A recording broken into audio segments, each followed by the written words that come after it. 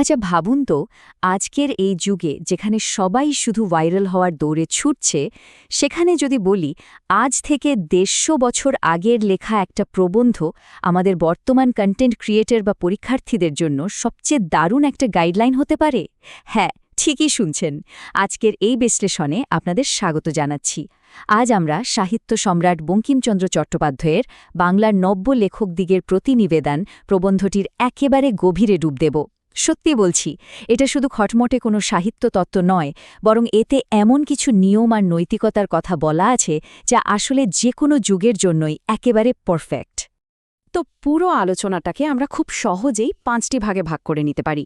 লেখার প্রকৃত উদ্দেশ্য, সত্য ও নৈতিকতার ভিত্তি, ভালো লেখার অপরিহার্য কৌশল, ভাষা ও অলঙ্কারের ব্যবহার এবং সবশেষে অনুকরণ নয়, নিজস্বতা। যারা এইচএসসি পরীক্ষা দিচ্ছেন তাদের জন্য এই কাঠামোটা কিন্তু একটা দারুণ মেন্টাল ম্যাপ হিসেবে কাজ করবে, মিলিয়ে নেবেন। চলুন প্রথম বিষয়টা দিয়ে শুরু করা যাক, লেখার প্রকৃত উদ্দেশ্য। আসলে কলম ধরার আগে একজন লেখকের মনের ভেতরের মূল মোটিভেশনটা ঠিক কী হওয়া উচিত? কেন লিখতে হবে? জাস্ট এই একটা সাধারণ অথচ অসম্ভব গভীর প্রশ্ন দিয়ে বঙ্কিমচন্দ্র পুরো প্রবন্ধটি শুরু করেছেন। পৃথিবী বা মানুষের সামনে নিজের লেখা তুলে ধরার আগে ঠিক কী কারণে লিখছি এই বিষয়ে একদম ক্লিয়ার থাকাটা কিন্তু লেখকের প্রথম দায়িত্ব। সত্যি বলতে প্রতিটি সৃজনশীল মানুষেরই নিজেকে এই প্রশ্নটা বারবার করা উচিত। এখানে একটা খুব ইন্টারেস্টিং ব্যাপার আছে। ধরুন কেউ শুধু সস্তা জনপ্রিয়তা, যশ বা টাকার লোভে লিখছে, তাহলে কি হবে? লেখার যে আসল প্রাণ সেটাই কিন্তু হারিয়ে যায়। লেখাটা তখন স্রেফ একটা সস্তা পণ্যে পরিণত হয়। বঙ্কিমচন্দ্র কিন্তু একদম অন্য কথা বলেছেন। তার মতে সাহিত্যের আসল উদ্দেশ্য হওয়া উচিত মানুষের কল্যাণ আর সৌন্দর্য সৃষ্টি করা।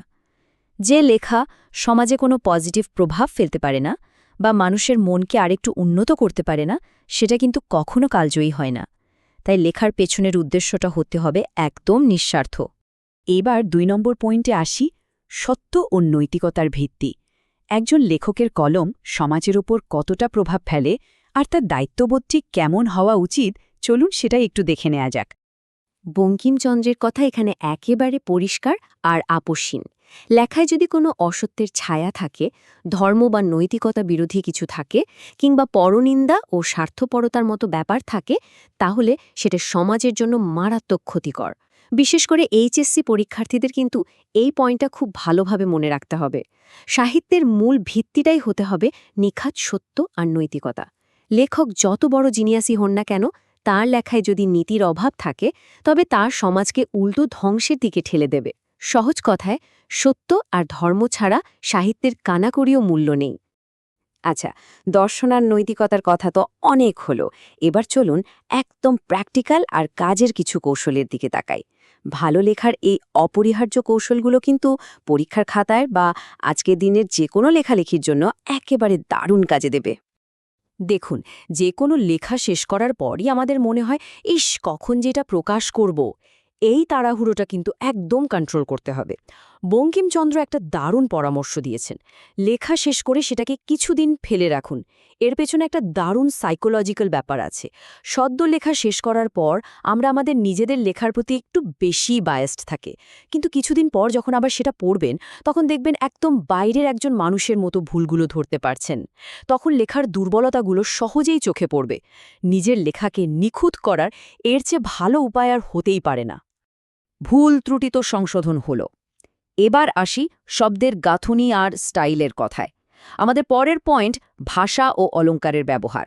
এখানেও কিন্তু বঙ্কিমচন্দ্রের কিছু কড়া আর যুগান্তকারী নিয়ম আছে। এই আইডিয়াটা আমার কাছে পার্সোনালি খুব অসাধারণ লাগে। তিনি সরলতা বা সহজ ভাষাকে কোনো অদক্ষতা হিসেবে দেখেননি, বরং তার মতে এটি সাহিত্যের শ্রেষ্ঠ অলঙ্কার। খামোখা কঠিন, দাঁত ভাঙা শব্দ ব্যবহার না করে সহজ আর সাবলীল ভাষায় পাঠকের মনের গভীরে পৌঁছানোটাই হলো একজন মাস্টার রাইটারের আসল ম্যাজিক। সবচেয়ে কঠিন কথাটা সবচেয়ে সহজ করে বলতে পারাই তো সাহিত্যের আসল সৌন্দর্য, তাই না? তিনি কিন্তু লেখায় এই মেকি ভাব বা কৃত্রিমতার বিরুদ্ধে খুব কড়া ওয়ার্নিং দিয়েছেন।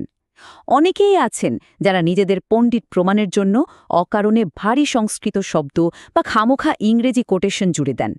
বঙ্কিমচন্দ্র মনে করতেন সত্যিকারের জ্ঞান থাকলে সেটা জাহির করতে হয় না, ওটা লেখার ভেতর দিয়ে এমনিতেই আলোর মতো ফুটে বেরোবে। অযথা জটিলতা বা ধার করা শব্দ শুধু লেখাকেই ভারী করে আর পাঠকের কাছে এর আকর্ষণ পুরোপুরি নষ্ট করে দেয়। আর এই কৃত্রিমতার বিষয়টা আমাদের নিয়ে আসে নতুন লেখকদের সবচেয়ে বড় একটা ভুলের দিকে। সেটা হলো অনুকরণ নয়, নিজস্বতা। চলুন দেখে নিই অন্যের ছায়া থেকে বেরিয়ে কিভাবে নিজের একটা আলাদা পরিচয় তৈরি করা যায়। এখন প্রশ্ন হল, কেন অন্যকে অনুকরণ করা উচিত নয়? দেখুন, নতুন বা বিগিনারদের জন্য বিখ্যাত কোনো লেখককে কপি করাটা খুব লোভনীয় একটা শর্টকাট। অনেকেই দ্রুত খ্যাতির আশায় এই ফাঁদে পা দেন, কিন্তু বঙ্কিমচন্দ্র এর বিরুদ্ধে খুব শার্প এবং লজিক্যাল একটা পয়েন্ট দিয়েছেন, যার সবারই জানা উচিত। অনুকরণ করাটা আসলে ভীষণ বিপজ্জনক, কারণ এটা এমন একটা ফিল্টার যা দিয়ে শুধু খারাপ জিনিসগুলোই ঢুকে। কাউকে অন্ধভাবে কপি করলে মূল লেখকের দোষ বা দুর্বলতাগুলো খুব সহজেই আপনার লেখায় চলে আসবে, কিন্তু তার যে আসল গুণ বা প্রতিভা সেটা মোটেও আসবে না। রেজাল্ট কি হবে? আপনি শুধু অন্যের একটা ফ্যাকাশে ছায়ায় পরিণত হবেন। আপনার নিজের ভেতরে যে অরিজিনালিটি বা নিজস্ব কণ্ঠস্বর ছিল সেটা চিরতরে হারিয়ে যাবে। তাই সাহিত্যের নিজের জায়গা বানাতে হলে নিজস্বতার কোনো বিকল্প নেই। নিজস্বতার পাশাপাশি তিনি কিন্তু আরেকটা ব্যাপারে একদম ছাড় দেননি, সেটা হলো প্রমাণ। ভিত্তিহীন গালগল্প আর যুক্তিনির্ভর লেখার মধ্যে কিন্তু আকাশ পাতাল তফাৎ। যে কোনো কথা বলার আগে তার সপক্ষে মজবুত যুক্তি আর প্রমাণ থাকতে হবে। ভাবুন তো, ১৯ শতকের এই নিয়মটা আজকের এই সোশ্যাল মিডিয়ার যুগে, যেখানে ভুয়া খবর আর গুজবের ছড়াছড়ি, সেখানে কতটা পারফেক্ট একটা অ্যান্টিডোট। প্রমাণের অভাব থাকলে সেই লেখার কোনো অস্তিত্বই থাকা উচিত নয়। বঙ্কিমচন্দ্রের ভিশনটা আসলে অনেক দূরদর্শী আর দেশপ্রেমে ভরপুর ছিল। তিনি গভীরভাবে বিশ্বাস করতেন যে আমাদের এই বাঙালি জাতির সার্বিক উন্নতির চাবিকাঠি লুকিয়ে আছে উন্নত সাহিত্যের মাঝেই। লেখকরা যদি যশ আর টাকার মোহ ছেড়ে এই নৈতিক আর গঠনমূলক নিয়মগুলো মন দিয়ে মেনে চলেন, তাহলে আমাদের সাহিত্য খুব দ্রুত এগিয়ে যাবে। আর একটা সমৃদ্ধ সাহিত্যই পারে পুরো সমাজকে সঠিক রাস্তা দেখাতে। যারা এইচএসসি পরীক্ষা দিচ্ছেন তাদের জন্য কিন্তু পুরো প্রবন্ধের এই সারসংক্ষেপটা একেবারে গেম চেঞ্জার। এই পয়েন্টগুলো খাতায় সুন্দর করে গুছিয়ে লিখতে পারলে দারুণ নম্বর নিশ্চিত। একবার মিলিয়ে নি। ১. যশ বা অর্থের জন্য নয়, লিখতে হবে সত্য ও কল্যাণের জন্য। ২. খামোখা কঠিন শব্দ নয়, সরলতাই হল শ্রেষ্ঠ অলঙ্কার। ৩. কাউকে অন্ধভাবে অনুকরণ না করে নিজের নিজস্বতা ধরে রাখতে হবে। এবং ৪. ভিত্তিহীন কথার বদলে সবসময় প্রমাণ আর যুক্তির ওপর নির্ভর করতে হবে। ব্যাস, এই ৪টা পিলারের ওপরই দাঁড়িয়ে আছে বঙ্কিমচন্দ্রের পুরো সাহিত্য দর্শন। আলোচনার এক্কেবারে শেষে এসে একটা কথা সত্যি খুব ভাবায়। ১৯ শতকের একজন লেখক সেই সময়ে বসেই যশের মোহ আর ভিত্তিহীন লেখার বিপদ সম্পর্কে এতটা সচেতন ছিলেন।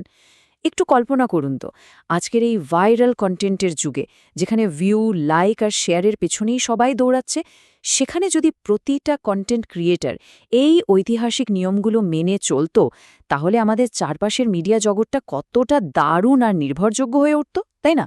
এই চিন্তাটা কিন্তু সত্যি আমাদের সবাইকে আরও দায়িত্বশীল হতে বাধ্য করে। আজকের এই বিশ্লেষণ আমরা এখানেই শেষ করছি।